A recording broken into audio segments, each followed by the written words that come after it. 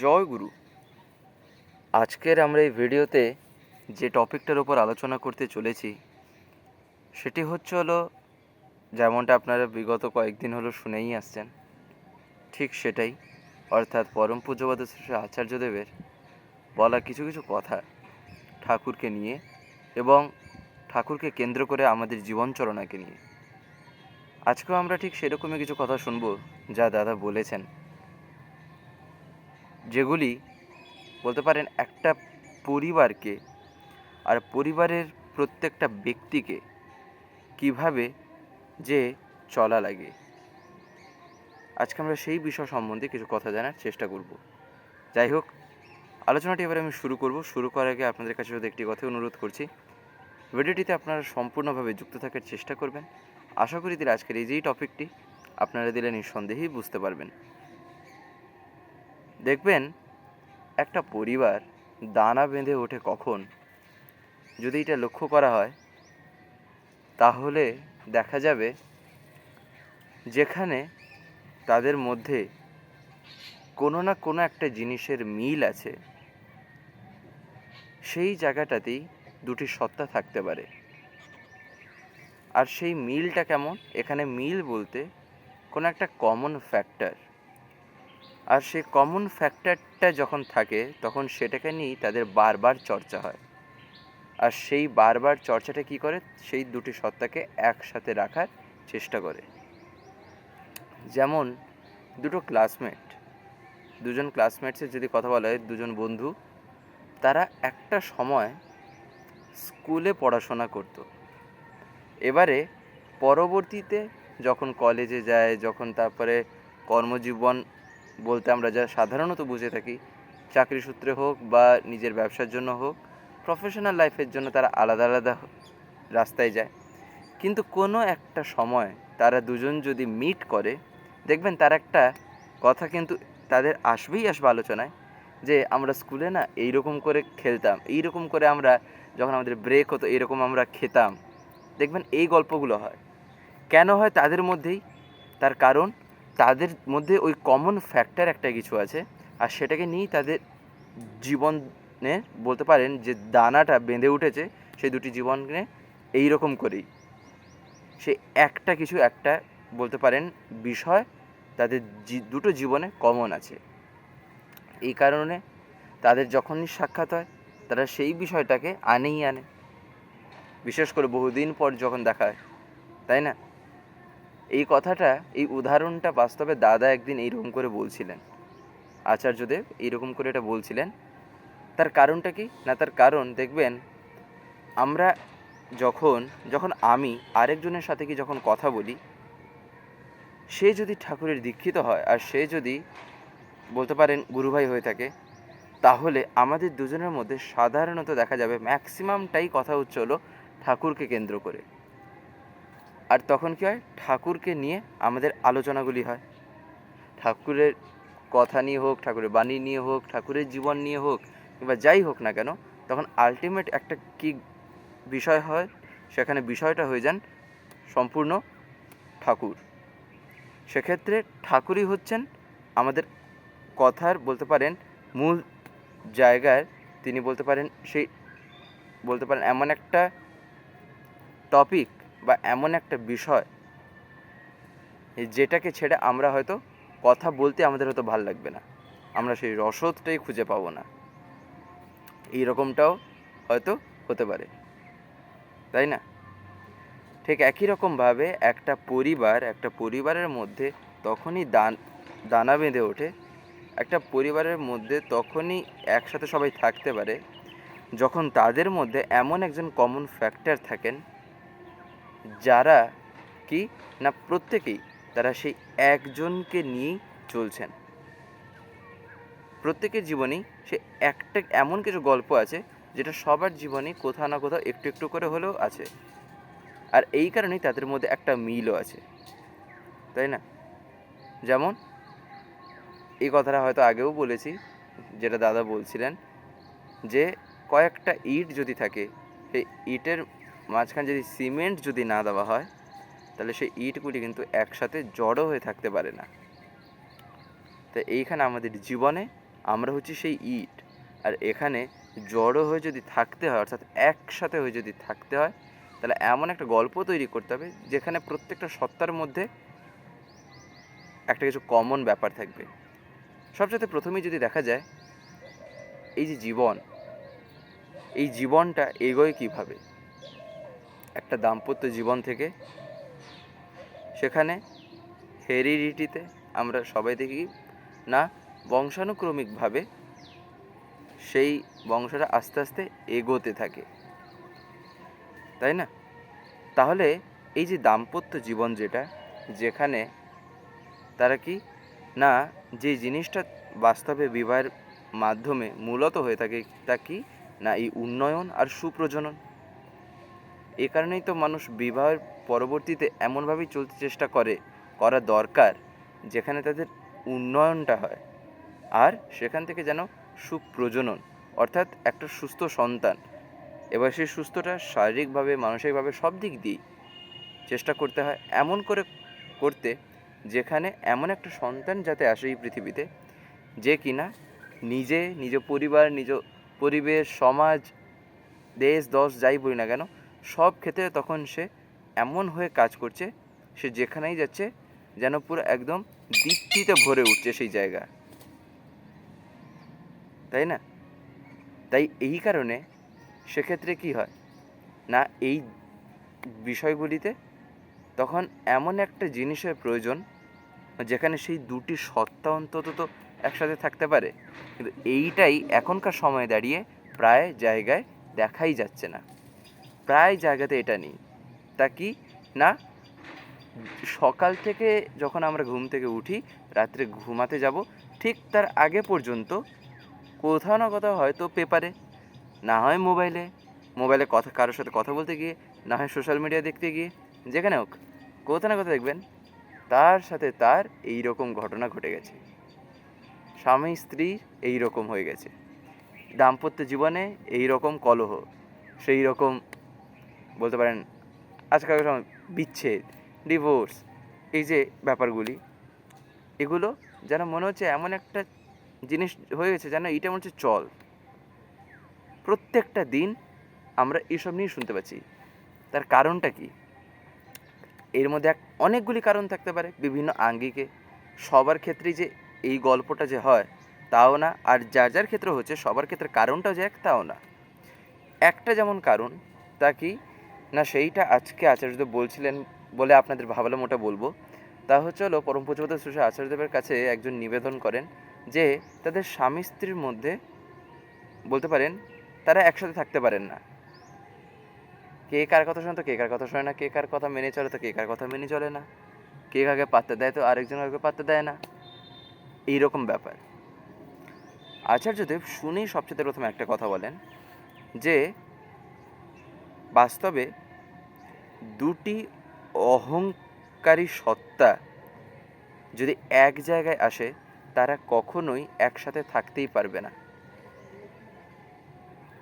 এমন দুটো সত্তা যাদের মধ্যে অহংকার ভরে ভরে আছে, তারা কখনো একসাথে ডানা বেঁধে থাকতেই পারবে না। কেন না, তার কারণ তাদের চিন্তা ভাবনাটাই এমন, তারা নিজেদেরকে ছেড়ে অপরের গল্পটাই বুঝতে চায় না। এবারে অপরের গল্পটা যখন বুঝতে চায় না, সেক্ষেত্রে বিবাহর মাধ্যমে সেই দুটি জীবন কিভাবে তাদের বলতে পারেন সংসারটাকে এগিয়ে নিয়ে যাবে। বিবাহের মাধ্যমে ঘটেটা কি? আচার্যদেব বলছেন বিবাহের মাধ্যমে বাস্তবে দুটি জীবনের মধ্যে তাদের বলতে পারেন ভালোবাসার আদান প্রদান হয়। এ তার খবর রাখে, সেও তার খবর রাখছে। আর আমরা বলি স্বামী স্ত্রীর মধ্যে প্রেম থাকা চাই, ভালোবাসা থাকা চাই, কিন্তু বাস্তবে ওই জিনিসটা এমন হয়ে উঠেছে, সেটা এমন জায়গায় দেখা গেছে যার ফলে কি হচ্ছে না, সম্পূর্ণ ব্যাপারটা একটা একঘেয়েমি টাইপের হয়ে গেছে। এবারে সেই একঘেয়েমিটাকে যদি কাটাতে হয়, তাহলে আমাকে কি করতে হবে না, অপরজনের ক্ষেত্রে তার কি মন, তার মনের গল্পটা কি, সে কি চায় না চায় সেটাও যেমন দেখতে হবে, তাকেও দেখতে হবে যে আমার বাস্তবে জীবনটা কেমন, আমার কেমন কী চলনা, আমার কি পছন্দ, আমার কি অপছন্দ, আমি কোনটা ভালোবাসি কোনটাকে ভালোবাসি না, এই জিনিসটা সেই জায়গাতেই কিন্তু দানা বেঁধে ওঠে বাস্তবে দুটি জীবন। আর তখনই বিবাহ মানে বিশেষ করে যেখানে জীবন দুটি বহন হয়ে যায়, বিশেষভাবে যেখানে বহন হয়ে যায়, তখনই বিবাহটা সেই জায়গায় সার্থক। সেখানেই প্রেমের গল্প হচ্ছে। তাই প্রেমটা কিন্তু কেবলমাত্র শারীরিক দিক দিয়ে হয় না, এটাই দাদা আজকে বলছিলেন। আমরা ভাবি বিয়ে করলে বুঝি প্রেম মানেই ওই রকম একটা কিছু গল্প, মোটেই না, তা মোটেই না। কেন না, তার কারণ শারীরিক গল্প বাদ দিয়ে আমাদের ম্যাক্সিমামটাই হলো দাঁড়িয়ে আছে আমাদের মনের গল্পকে নিয়ে, তাই না? সে মনের গল্পটাই আমাদের ম্যাক্সিমাম টাইমে থাকবে। সেই জায়গায় যদি মিট হয় তো হয়, না হলে গেল, তা একদম পুরো ভেস্তে যাবে। এই কারণেই দাদা বারবার বলছেন যে বাস্তবে অহংকারকে ছেড়ে যখন আমি তার গল্পটাকে বোঝার চেষ্টা করব, তখনই সে আমার সাথে থাকতে পারবে। একদিন দাদা বলছেন, একজন এসে তার কাছে নিবেদন করছে যে আমার বউটা বড় মার মতন নয় কেন। আচার্যদেব শুনে বলছেন, বেটা তুমি আগে ঠাকুরের মতন হয়েছো যে তোমার মনে এইরকম ইচ্ছে যাচ্ছে যে তোমার বউ বড় মার মতন নয়? বলতেও লজ্জা করে না? নিজে আগে ঠাকুরের মতন কতটুকু হয়েছো, তাই না? আমার বউ তার মতন নয়, মাতা সীতা যেমন ছিলেন, তুমি কতটুকু রাম হয়ে উঠেছো। অপর ক্ষেত্রেও দাদা এই কথা বলেন, শুধু মানে এরকম করে যে বলেন তা না। যখন কোনো গুরু ভাই আসেন তাকে এরকম করে বলেন, যখন কোনো গুরুমা আসেন তাকে যেমন করে বলার কথা ঠিক এটারই উল্টো করে তাকে সেরকম করে বলেন। কেন বলেন? তার কারণ বাস্তবে এখানে দুটো জীবনকে নিয়ে কথা হচ্ছে, কারণ একটা জীবনকে নিয়ে না। এখানে দুটো ক্ষেত্রেই দেখতে হয়। যেমন দেখবেন এই যে বিবাহ নিয়ে আমরা জোর জবরদস্তি করি, মেয়ের বয়স হয়ে যাচ্ছে এবারে বিয়ে দিতে হবে, টানাপড়ি নাহলে সমাজ কী বলবে, এ কী বলবে, ও কী বলবে। দাদা বারবার একটা কথা বলছেন যে সমাজ কী বলবে এই নিয়ে যদি চিন্তা করেন না, তাহলে নিজের ছেলে মেয়েকে আর মানুষের মতন মানুষ করতে পারবেন না। যেমন করে ভগবান তাকে পাঠিয়েছেন সেরকম করে সে হবে না, সে হবে সমাজের মানুষের ইচ্ছানুসারে তার জীবন গঠন হবে। ঠাকুরের ইচ্ছানুসারে তার জীবন গঠন হয় না তখন আর। তাই সমাজ কে কী বলছে না বলছে তাতে যায় সেটা কি। আমার যখন অসুবিধাটা পড়বে, আমার যখন এটা হবে, তখন সমাজের লোক আমায় উপদেশ দিতে আসবে, পাশে এসে আমাকে হয়তো নাও দাঁড়াতে পারে পাশে এসে আমার। তাহলে সেক্ষেত্রে আমি কি সমাজকে দোষারোপ করব? দোষারোপ করে লাভটা কী হবে? দু চারটে কথা বলে দিতে পারি, কিন্তু আমার যে এখন সময়টা যেভাবে কাটাচ্ছি আমি, আমায় যে কষ্টে কাটাতে হচ্ছে সেটা তো কাটাতেই হবে, সেখানে তো আমি বাধ্য। তাই আমি হাজার বকবক করেও তখন আর লাভটা কী হবে? তাই আগের থেকে আমার গল্পটা বুঝতে হবে। এটা দাদা বারবার বলেন ছেলেদের ক্ষেত্রেও। যখন অনেকে আসেন যে বলেন ছেলেটা বিয়ে করতে চাইছে না, 30 বছর পার হয়ে গেছে, তারা বলেন তাতে কী হয়েছে? কোথাও লেখা আছে নাকি যে বিবাহ এই বয়সের মধ্যে না করলে আর বিবাহ হবে না? আগে সে যোগ্য হয়ে উঠুক। যোগ্যতা যখন হবে, পূরণ করার অধিকারী যখন হয়ে উঠবে, যখন পূরণ ক্ষমতা আসবে, তখনই না সে বিবাহের জন্য যোগ্য। আর সে তার সব দিক দিয়ে সে ফিল করছে কিনা যে এবারে আমি জীবনটাকে আরও একটা ধাপে এগিয়ে নিয়ে যেতে পারি কি না, আগে তার গল্পটা তো দেখতে হবে। নাহলে আজকে আমি জোর জবরদস্তি করে চাপিয়ে দিলাম পিতামাতা হিসাবে, দুদিন পরে ছেড়ে চলে যাবে, তখন আবার কি উল্টো গল্প বানাবো না, বিবাহটা করালাম, বিবাহটা এরকম করালাম, এইরকম ঘটলো, তখন আবার দুঃখ। করাতেই কি বলেছিল? কেউ চাপাচাপি করেছিল? নিজেই তো জবরদস্তি করেছি আমরা ছেলের উপর বা মেয়ের উপর। তাই তাদের গল্পটাকে বুঝতে হয়। তাই আগে সেখানে দেখা লাগে যে সেখানে আগে পাস হচ্ছে কি না, তাই না? যদি সেই জায়গাতেই যদি আটকে যায় ক্লাস 10, সেটাই যদি পাস না করে আমি যদি ক্লাস 12-এ একেবারে পাটা বাড়াই, তাহলে সেক্ষেত্রে মাথা ঘুরবে, কিছুই বুঝতে পারবো না, তাই না? তাই ক্লাস 10টা আগে ক্লিয়ার হোক, তারপরে 11-12 যাব। তারপরে গিয়ে কলেজে উঠবো, তারপরে গিয়ে বাদবাকি গল্প। তো একটা পর একটা ক্লিয়ার করে যেন আমরা জীবনে এইরকম করে এগোই, জীবনটা যেন যুক্তির। আচার্যদেব বারবার বলেন। আর আমাদের মন, দেখবেন মনেও নানান রকম চিন্তা আসে, এসব এসব কথা প্রত্যেকের জানা লাগে। দাদা এই কথাটা বলছেন, একজন এসে নিবেদন করেন যে তার মনটা খুব এলোমেলো, তার খুব নানান রকম চিন্তা আসে, নানান রকম এদিক ওদিক, মানে ডিসিশনও নিতে পারে না। ডিসিশন মেকিংয়েও তার এমন হয় যে একটা কিছু ডিসিশন নেয়, ফেল মারে, ওটা ডিসিশন নেয়, তাতেও ফেল মারে। তখন আচার্যদেব একটা কথা বলেন যে বাস্তবে মনের গল্পটা এমনই, যার ফলে ডিসিশন মেকিংয়েও এত ফেলিয়ার দেখা যায়। কেন না, তার কারণ আমরা পেন্ডুলামের মতন হতে পারিনি। পেন্ডুলাম কি করে, সেই যতই এরকম এরকম করে সে নড়ে না কেন, সে কিন্তু একটা জায়গাতে সে বাঁধা হয়ে আছে, সেখান থেকে সে কিন্তু ছিটকে যায় না। তাই সেই জায়গাটা যে বাঁধা হয়ে থাকে, তারপরে পেন্ডুলাম যতই নড়ছে নড়ুক, তাই না? কিন্তু তার একটা জায়গায় তো বাঁধা আছে। আমাদের জীবনটাও ঠিক ওই রকমই, আমাদের জীবনের গল্পটা এমন একটা জায়গায় বেঁধে রাখতে হয়। তারপরে আমি জীবনে যত এদিক ওদিক হই না কেন, তখন আমার সব কিছুটা এই একটা জিনিসের উপরে দাঁড়িয়ে থাকবে, এই একটা। আর তখনই কি হবে, এই যে মনের যে এলোমেলো চিন্তাভাবনা যত যা কিছু আসলেও, তখন এই জায়গাটাতে তা কেন্দ্রায়িত হয়। পেন্ডুলামের গল্পটা দিয়েই তাই আচার্যদেবরা বোঝালেন। আমরা কোথায় থেকে দেখি, যেমন ঘড়ির ক্ষেত্রে, ঘড়িতে বহু পুরনো দিনের দেখবেন যে ঘড়িগুলো, তাতে এরকম দেখা যায় পেন্ডুলাম, তাই না? এই কারণে আমাদের জীবনটা বাস্তবে সহজ, কঠিন আমরা নিজেরাই বানাই। কেন? এই অতিরিক্ত চিন্তা করতে করতে। আজকে আচার্যদেব একটা কথা বলছেন যে আমরা কেন জেনে শুনে ভগবানের রোলটাকে চুজ করি। তিনি দয়া করে যখন ভক্তের রোলও একটা দিয়েছেন এই পৃথিবীতে, তাহলে আমি সেটাকেই চুজ করে নিই না। আমি যন্ত্র হয়ে যদি থাকি, তাহলেই তো আমি প্রশমিত হয়ে থাকবো, তাহলেই তো আমার মধ্যে শান্তিটা থাকবে। আমি যদি ভগবানের রোল নিতে যাই না, তাহলে আমি মাথাই আমার কাজ করবে না, এতটাই এদিক ওদিক মাথা হবে। তার কারণ কি? তার কারণ তিনি যা ভাবেন, তিনি যা করেন, তা আমাদের ধারে কাছেও আমরা পারবো না।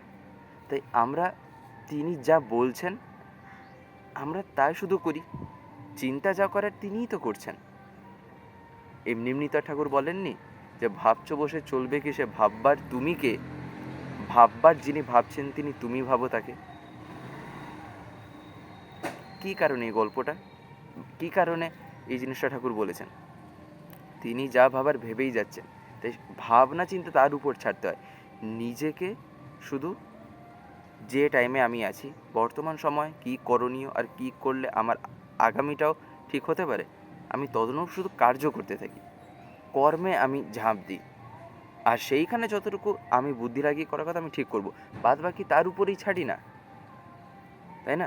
যখন বুদ্ধদেব, এই গল্পটা হয়তো আপনারা অনেকেই জানেন এই ঘটনাটা, যে যখন গৌতম বুদ্ধ যখন সব কিছু ছেড়ে ছুড়ে দিয়ে যখন একটা জায়গায় তিনি ছিলেন, একটা জায়গায় গেছিলেন তার সাধনা জীবনে, বলতে পারেন কিছু একটা পাওয়ার জন্য, একটা সময় তার খুবই, বলতে পারেন ক্ষুধায় তিনি তখন জর্জরিত, তার এতটাই খিদে লেগেছে তিনি আর টানতে পারছেন না, খুব দুর্বল হয়ে পড়েছেন। তখন তিনি বুঝতে পেরেছিলেন, তখন এটা তাঁরই কথা, এটা আমার বলা কোনো কথা না, তখন তিনি মনে মনে বুঝতে পেরেছিলেন যে আমি যত যাই করি না কেন, আমার এক্সিস্টেন্সটাই যদি না থাকে, আমি যদি এক্সিস্টই না করলাম, তাহলে আমার এইগুলোর প্রাপ্তিটাই বা ঘটবে কী করে? তাই আমায় আমার দেহটাকে ঠিক রাখতেই হবে। তখন তিনি বুঝেছিলেন। কিন্তু এবারে তিনি তো ছিলেন সেই জঙ্গলের মধ্যে, তিনি যে জিনিসটার জন্য গেছিলেন, তাই তখন তিনি খাবার পাবেন কোথায়, খেতে পাবেন কোথায়, তাই না? সেই সময় আবার একটা কি গল্প ঘটে, ওই সুজাতার গল্পটা। তখন কি না, ওই যে রান্না করে তিনি যে নিয়ে এসেছিলেন, এইবারে এইখানেই ভাবা যাক যে তিনি আছেন কোথায় এক জঙ্গলের মধ্যে, আর সুজাতা তিনি তার ঘরে, তিনি রান্না করেছেন, অথচ নিজে না খেয়ে নিজের পরিবারের লোকেদেরকে সেই রান্না না দিয়ে, পরিবেশের লোকেদের না দিয়ে তার এমন কী মন চাইলো যে তিনি জঙ্গলের দিকে হেঁটে গেলেন, তারপরে সেখানে গিয়ে তার সাথে দেখালো, তারপরে গৌতম বুদ্ধকে তিনি দিলেন, সেখানে গিয়ে তিনি বুদ্ধদেবকে সেটা খেতে দিলেন, তারপরে বুদ্ধদেব তা খেলেন। কী কারণে? তাহলে এটাতে আকাশ থেকে মানে ঝরে পড়াতে কোনো গল্প না। এই কারণেই বোঝা যায় ভাববার যিনি ভাবছেন তিনি, তার মানে তিনি কিছু না কিছু একটা ভাবছেন, যার ফলে ওইটা ঘটেছিল সেদিন, তাই না? এই যে ভাবছেন তিনি, তুমি ভাবো তাকে, এই কারণেই তাকে ভাবতে হয়। এই কারণে নিজেকে কমপ্লিটলি সারেন্ডার করে দিতে হয়। আর এই যে আমাদের মনের যে এদিক ওদিক যে একটা চিন্তা ভাবনা এলোমেলো যে একটা বলতে পারেন চিন্তা আসে, আমরা এই যে ইষ্টভৃতি করি না, এই ইষ্টভৃতি আচার্যদেব বলছেন এ এক সাংঘাতিক জিনিস। যার ইষ্টভৃতি যে যেমন করে ইষ্টভৃতি যে যেমন করে থাকে না, তার এলোমেলো চিন্তা চলনটাও আস্তে আস্তে কিন্তু নিয়ন্ত্রিত হয়ে যায়। কেন না, সেই এলোমেলো সেই যে চিন্তা ভাবনাগুলোই তখন তাকে একটা বাঁধনে তখন বেঁধে দেয়। কোথায় না, ঠাকুরের সাথে তখন সে যুক্ত হয়ে যায়। আর এই যে যুক্ত হয়ে গেল, তখনই কি হলো না, তার সব কিছু চিন্তাটা কোনো একজনকে কেন্দ্র করে হচ্ছে। সে সব সময় দেখছে আমি যা করছি সেটা তার মতন হচ্ছে কি না, তিনি যেমনটা চাইছেন, তিনি যেমনটা বলেছেন। আমি যেমন করে বাথরুমে পেচ্ছাপা করতে যাচ্ছি সেরকম করে আমি করছি তো। ঠাকুর তো সেসব নিয়েও কথা বলেছেন। ঠাকুর কী নিয়ে কথা বলেননি, তাই নয় কি? এই যে প্রত্যেকটা ক্ষেত্রে তখন কি না, আমি এমন একজনকে জীবনে পেয়েছি যাকে নিয়ে আমার ভাবনা একটা থাকছে। এই যে এই জিনিসগুলি, এইগুলি তাই এই কারণেই জানা লাগে। জীবনটাকে তাই সহজ করে তুলতে হয়। আর জীবনটা বাস্তবেই সহজ, আমরাই জেনে শুনে কী করি না, জটিল বানিয়ে ফেলি। আর জটিল বানানো সত্ত্বেও তিনি কোথাও না কোথাও আমার জন্য অপেক্ষা করে থাকেন যে কখন আমার সন্তান আমার কাছে ফিরে আসবে, তাই না? যাই হোক, আজকের এই ভিডিওটা এবার আমি এখানে শেষ করবো। শেষ করার আগে আপনাদের কাছে একটি কথা বলবো, যদি আজকের এই ভিডিওটি আপনাদের ভালো লাগে থাকে তাহলে একটি লাইক করে দেবেন, সবার ভিতরে শেয়ার করে দেবেন, কেমন লাগলেও নিচে একটি কমেন্ট লিখে জানাবেন। আর যদি চ্যানেলটিকে এখনও সাবস্ক্রাইব করে না থাকেন তাহলে অতি অবশ্যই চ্যানেলটিকে সাবস্ক্রাইব করে পাশের বেল আইকন প্রেস করে অল করে রাখতে একেবারেই ভুলবেন না, আরও এরকম বিভিন্ন নতুন এবং ইন্টারেস্টিং ভিডিও সবার আগে পাওয়ার জন্য। জয় গুরু, বন্দে পুরুষোত্তম।